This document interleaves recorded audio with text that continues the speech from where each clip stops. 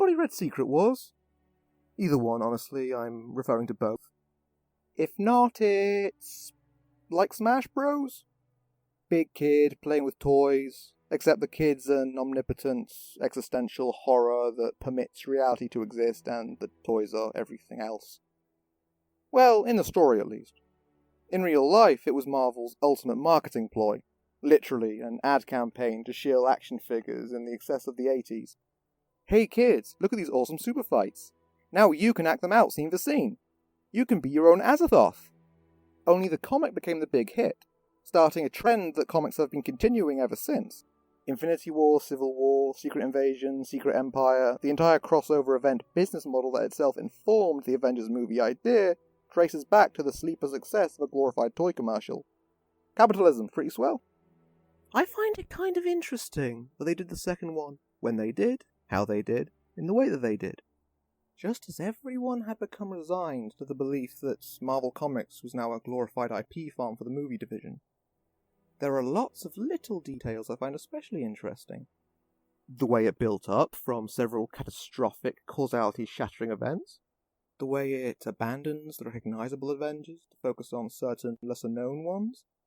The way it upgraded the original's planet patchwork sandbox into a multiverse patchwork sandbox. The way Doom was the consistent heart of both? Okay, that's still completely wishful thinking. Bloody Comcast. So, Fibonacci time. One phase of 5 movies on the Earth level culminates in a grand one-part celebration that breaches into the cosmic. 3 phases of 18 movies on the cosmic level culminates in a grand 4-part celebration that breaches into the mystic. 5 phases of, say, 40 movies on the mystic level would hypothetically culminate in a grand 7-8-part extravaganza. And what fun you could have with that. Especially with Sony's cooperation and Fox's footage and all the IP rights Marvel Studios has bought back since they started in 2008.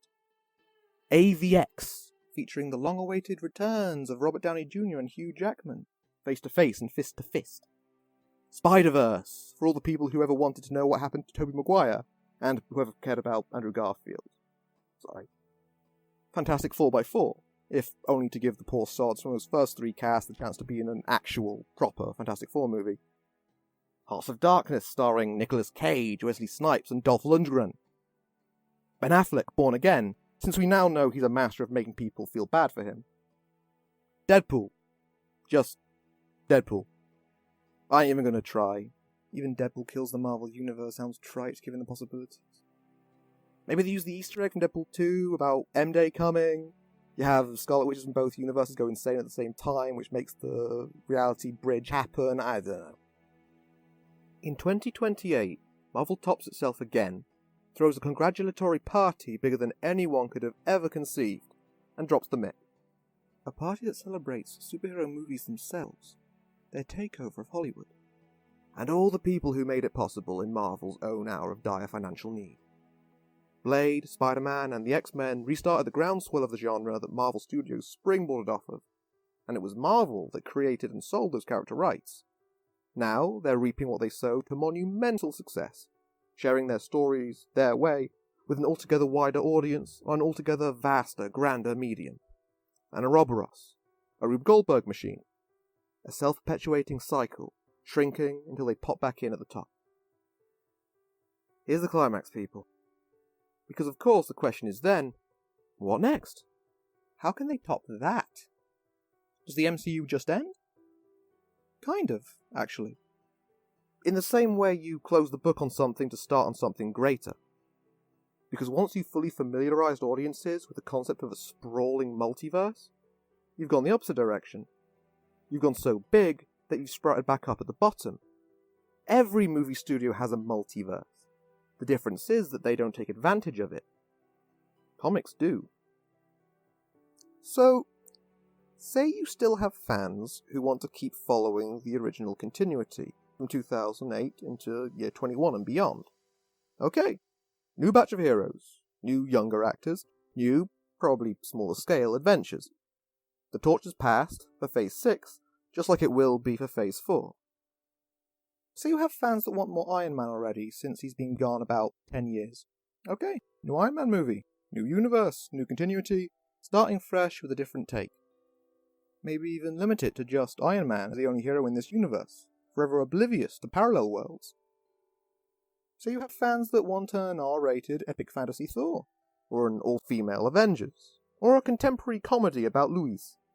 Okay, have one each. We'll budget them accordingly and see how they do at the box office.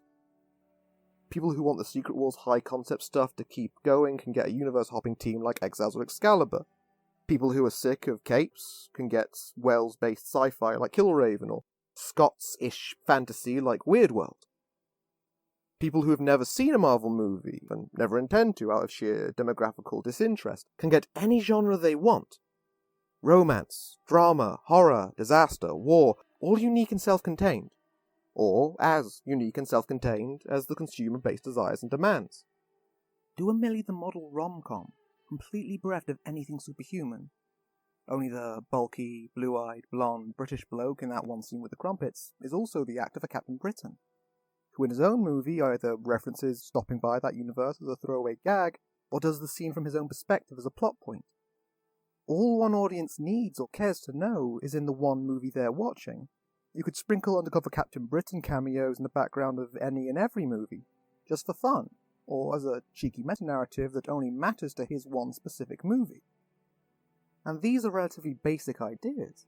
For goodness sake, what if Marvel used the Secret Wars movies as a test kitchen, burning through crazy ideas that nobody even thought to ask for? Any concepts audiences react to especially positively can be considered their own self-contained films in their own realities, informing the starting slate for Phase Infinity. Up until, well, I saw the damn movie, I was convinced Avengers 4 was being renamed to simply Marvel's The Infinity Gauntlet. Because from here on out, Avengers, with its Earth-based connotations, is too small a word for the big end-of-phase slobberknockers. I could see the Avengers becoming another mid-phase franchise like Guardians of the Galaxy. Maybe that would be the Thunderbolts movie, the remaining supporting heroes versus Ross and Zemo's state-controlled usurpers. Whether or not that happens after all, given it is just the Avengers left to save the day, plus one raccoon, the logic follows through. As a setting, this Earth could keep churning out movies, but as a scripter, a brand, it's obsolete. The Marvel Cinematic Universe would essentially end. Just one small part of the Marvel Cinematic Multiverse. Marvel Studios becomes a fully realized studio with a versatile horde of source material. Also make me a Miracle Man movie, you daft cunt.